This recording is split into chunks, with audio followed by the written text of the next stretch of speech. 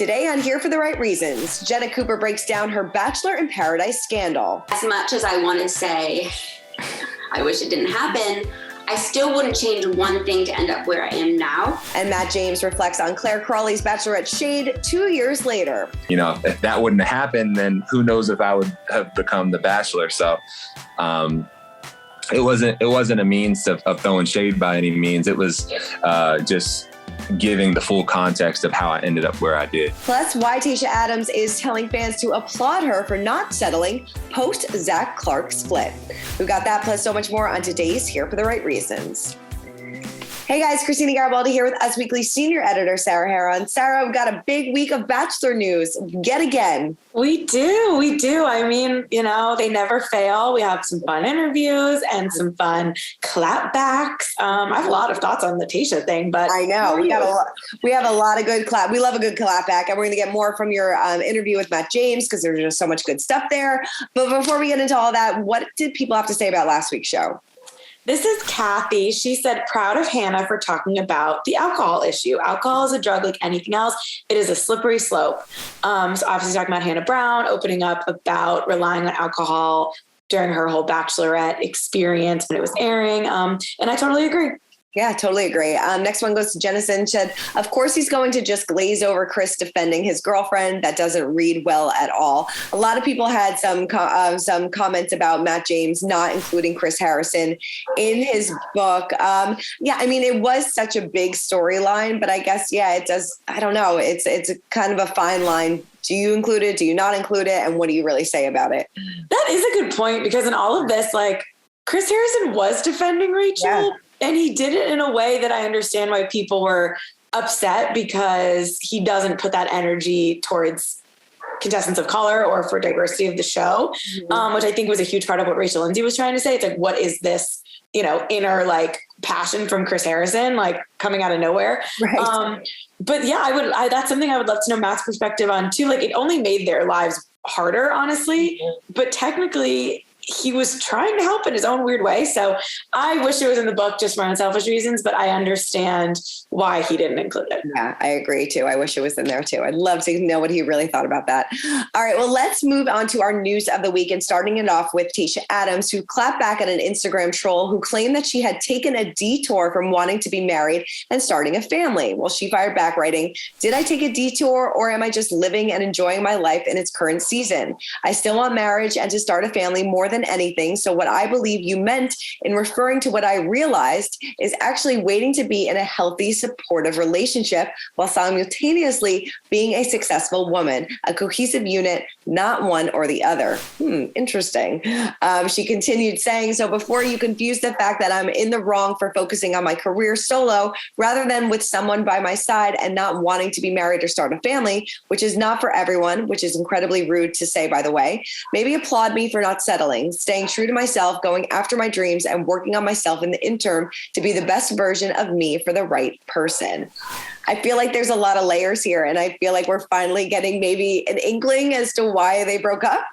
I know. I feel the same way. I mean, like, obviously, first of all, like, this person, like, what do you mean? Like, you can't, this is like not cool. I agree with Tayshia being like, that's so rude to say. But like, I do think that there is so many layers in what she said. Like you said, like, first of all, applaud me, like, kind of a weird line. But yeah, I mean, I think that not settling kind of makes it seem like we had heard that there was, you know, an issue between the two of them, that she, you know, is living this public lifestyle. She had no intentions of slowing down. She was obviously hosting the show, but even when she wrapped those 2 seasons, like, wanted to be out in New York, we see her at events, at Met Gala after parties, at Oscar after parties. And Zach lives a more quiet life, you know, working on his charity and, you know, maybe, you know, just a quieter life and not so much is into the public stuff.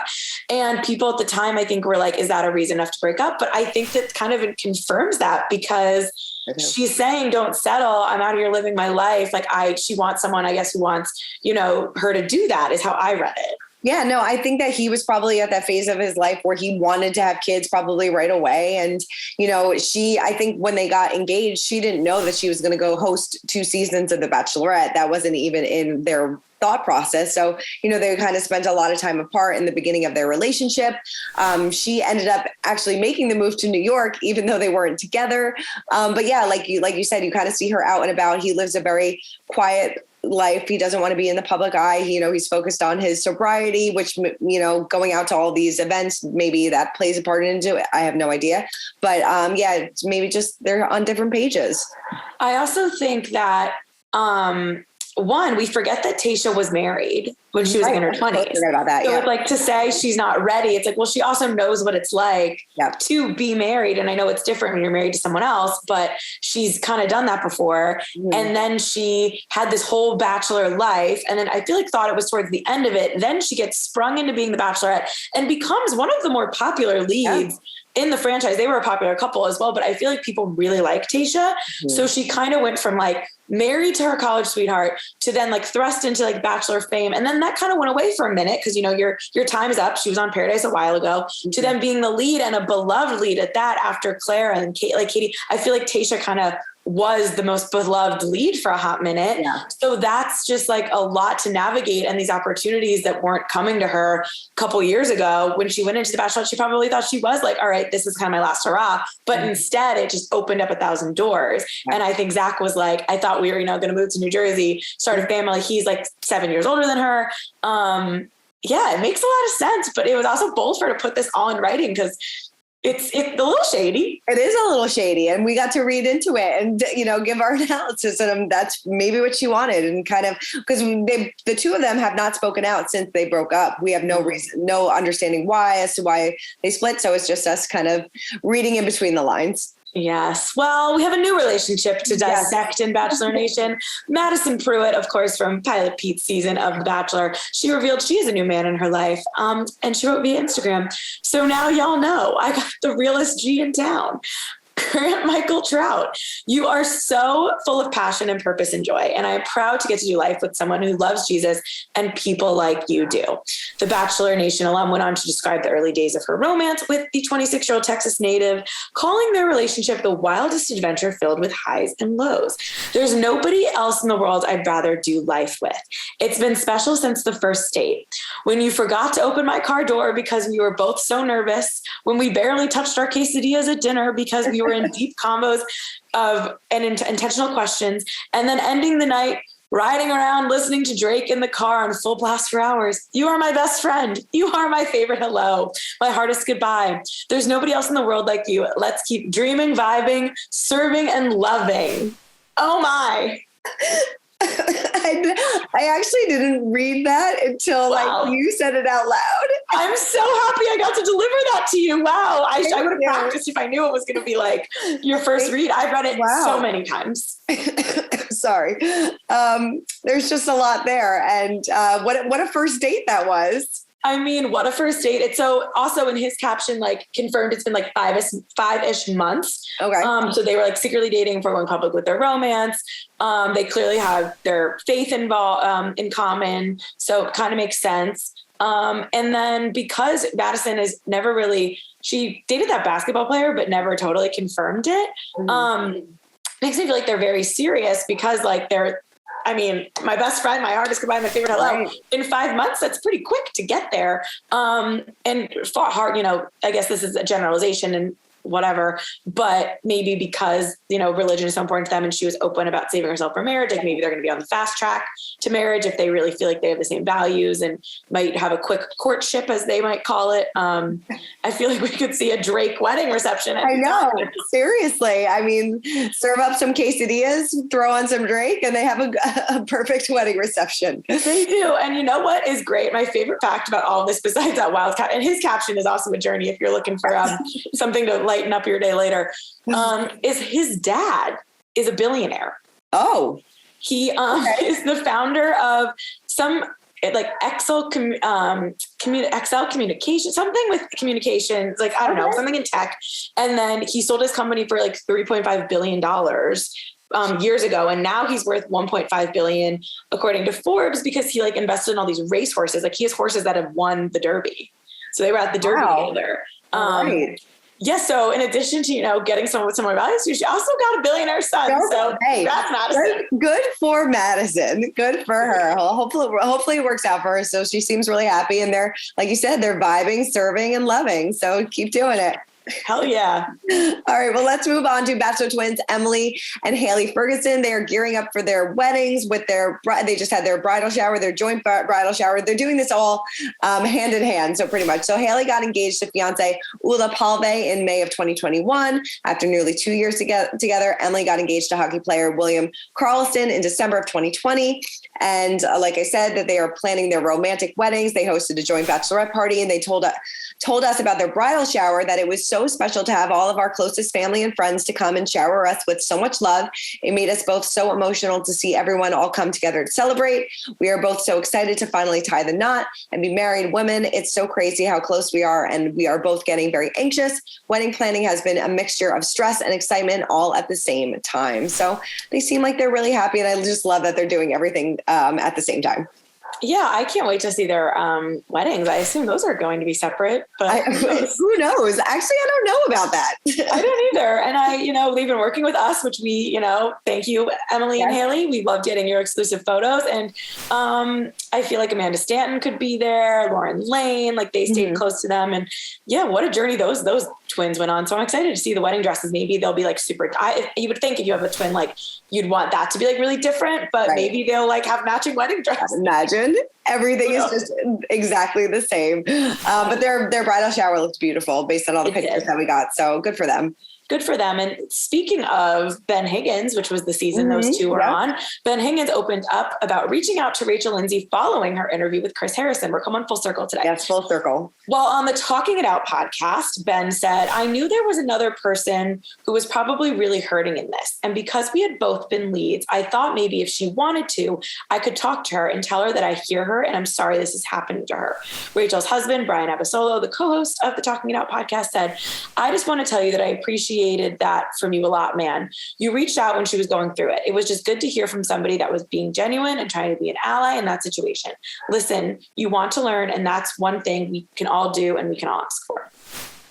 Interesting. I mean, I feel, Rachel has like so removed herself from Bachelor ever since then. I feel like we don't really even talk about her all that much because she's not involved in Bachelor stuff. But it makes you wonder how many people actually reached out to her following the whole Chris Harrison mess. Because I don't know, I feel like a lot of people kind of turned their backs on her as well.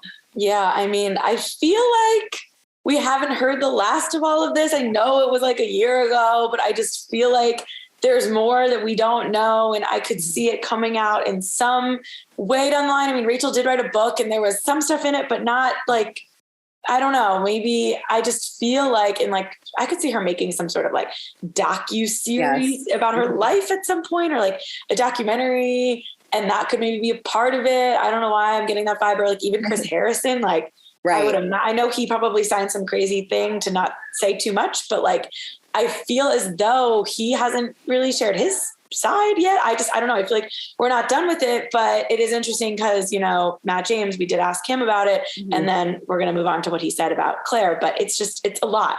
It is a lot. Like, I wonder if like down the line, like Rachel and Chris Harrison will sit down once again and kind of like hash this out. I mean, which would be interesting, but I have no idea. Who knows? Yeah. Well, speaking of Matt James, as we were talking about, I wanted to show you some more from our interview with Matt James, who opened up about the drama he had with Claire Crowley. So in case you forgot, he was supposed to appear on Claire's season, but production was shut down due to COVID. During that time, Claire wrote, if you are doing interviews and creating Cameo accounts before you're even on my season, you are in it for the wrong reasons. # don't waste your time. And Matt had actually never spoken about that infamous tweet. And so I asked him about it 2 years later, and here's what he had to say. Did you ever talk or ever even meet Claire? I've never spoken to her in my entire life. Is that crazy though? Because she's kind of linked to you in this weird Bachelor media way. Yeah, no. And my thing is like, and like we can use that situation as an example. Like I give people the benefit of the doubt in every situation, just because I'd like to be given the benefit of the doubt. And when you ask somebody about someone, they're going to have their experience of what they went through with that person. And I just think it would be unfair, especially for someone in her situation with like her track record of on the show, for me to come in with a preconceived notion of everything. So I didn't look into any of it. Like I knew just from, I knew that she had gone on other stuff, but like I didn't do any research into it because it didn't matter. Like who she was in this moment wasn't who she was back then. And I didn't frankly care because like we're here in this moment. And so, to be judged on, her or anybody to judge somebody on what they think about someone without meeting them, I don't think is the right way to go about, getting to know somebody. So I couldn't tell my story without including that because it was very pivotal in my journey. If that wouldn't have happened, then who knows if I would have become the Bachelor. So it wasn't a means of throwing shade by any means. It was just giving the full context of how I ended up where I did. I love that. Like he still has never talked to her, never met her. But like you said in the interview, like their stories are always going to kind of be woven together because she's kind of maybe one of the reasons why he became the Bachelor. Right. Which is why he said he included it in the book, in addition to like the judging people by their cover. Like that was like, he was raising money for charity. Yeah. Because he was close friends with someone who he played college football with, who was on the Giants. Like weird thing to judge people for. And then Claire doubled down on it like a year later when Matt was accused of like stepping out on Rachel, that whole thing that was like, were they really together? Whatever. Claire liked tweets about like how people warned her. Like she never like apologized or not that, or I don't know, just the fact that she even like liked tweets about it a year later. Like I have never met Claire. I've never had the pleasure, but it's like, there's something that was so weird. It was a really uncomfortable situation, but looks like they all moved on. And, Matt may have Claire to thank for being in the position that he's in now. I think so. Yeah. All right. Well, you also caught up with former Bachelor in Paradise star Jenna Cooper, who opened up about that mess that happened after Paradise with Jordan Kimball. And, I don't know. I don't even remember exactly what happened. There was a quick recap. Jordan and Jenna got engaged on season 5, I want to say, of Bachelor in Paradise. Then as the proposal was airing, Reality Steve posted all these quote unquote receipts that she was running an escort business and was like some sort of sugar mama queen. And so Jordan broke up with her, and Jenna claimed from the beginning that it wasn't true. And then like a year later, Reality Steve like took it back and was like, oh, like I was duped. Like there was this guy like, according to Jenna, allegedly, reportedly, like kind of just there to mess up her life and had like hacked things of hers to make it look like this. Like it was this crazy thing. And now she's married with a 20-month-old baby. And I was just like, how do you feel about that now, girl? And this is what she said. I don't think there is a form of justice possible. I think that could heal or fix me completely. Or my family, who unfortunately had to deal with that, which I hate because I wish I just could have taken it all. So yeah, I love that the truth is out, but I think still nobody knows exactly what happened.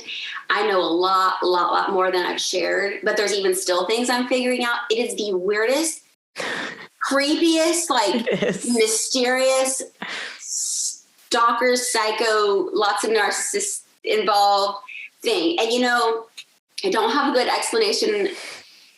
I don't, but I think like I have learned a lot. I'm a lot stronger because of it. And I'm serious. Like I don't even know when I think back how I made it through, but now I think, I kind of have like a clear head looking at it. Like, okay, that's not the worst thing to happen to somebody in the world. It was very public, and yeah, it sucked. And of course, that's all I could see at the time. Well, guess what? Not everybody even cares about that show or about some drama that came up after the show. And all I could see was the negativity because that was so loud. But now, years later, especially after, finally it was posted online, articles, right. It was totally made up. I see how much positivity and support and love that there was. back then and now. And as much as I want to say, I wish it didn't happen, I still wouldn't change one thing to end up where I am now. Right. Yeah, I learned a lot, and I'm so happy to be out of it. I can appreciate what I got out of it, but it's just like hurts. It's like, you know, the Bachelor needs a scandal every season, right? And so somebody has to take that, and you're kind of not allowed to say your side. You're not really allowed to stand up for yourself. And looking back, I probably could have a little bit more.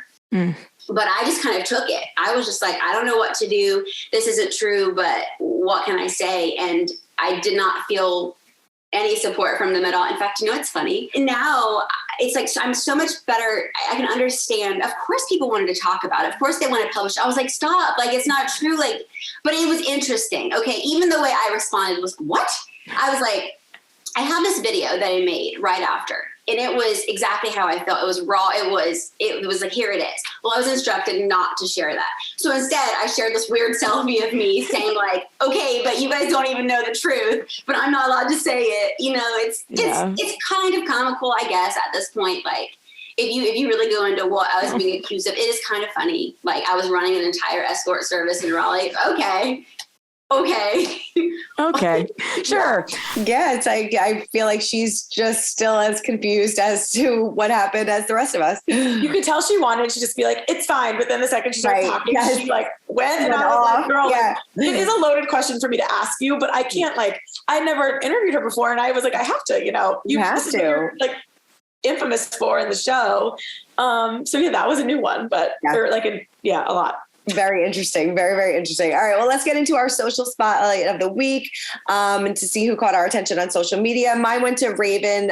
She celebrated her first Mother's Day with her adorable little baby and, of course, her husband, Adam. It seems like she's settling into motherhood pretty nicely, and just an adorable little shot of her and her little one. So cute. I love her and Adam. I know. They are really, really cute. So, yeah, I think he's an adorable little baby, and she said that she couldn't be more happy in this phase of her life, and she has so much appreciation for mothers, especially her own mom, but very, very cute. Mine is Peter Weber. So again, to come full circle with the whole Maddie Pruitt of it all, Peter and his dad went to the premiere of Top Gun Maverick. And I love me some Top Gun. I can't wait to see Top Gun Maverick, but also like Pilot Pete at a pilot movie premiere. Love it. And him and his dad took this hilarious selfie with Tom Cruise in the background. So they're like posing, and like Tom Cruise is like keeping a distance on the carpet, but he's like straight looking at the camera. And it's kind of one of those, like, when you see it, like, you just make a picture and then you just like see Tom Cruise.